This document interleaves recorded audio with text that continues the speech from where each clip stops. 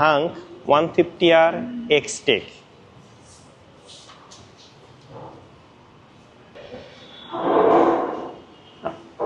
এখন বাইকটা নতুন রূপে বলার বেশ কিছু কারণ আছে, সেগুলো আমরা ধীরে ধীরে বলবো।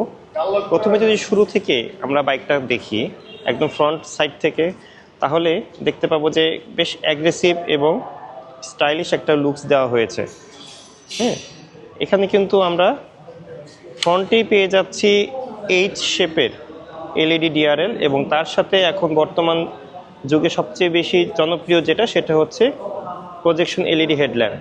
জি, প্রজেকশন এলইডি হেডল্যাম্প আমাদের হাঙ্কের এই মডেলটাতে আমরা ইউজ করেছি, যেটা কিন্তু ফ্রন্ট যে হেড শেপটা সেটা কিন্তু খুব অ্যাগ্রেসিভ, এবং সেই সাথে ফ্রন্ট টায়ার সেকশনে আমরা দিয়েছি এমআরএফ এর টায়ার, এবং এটা হচ্ছে 100 সেকশনের টায়ার।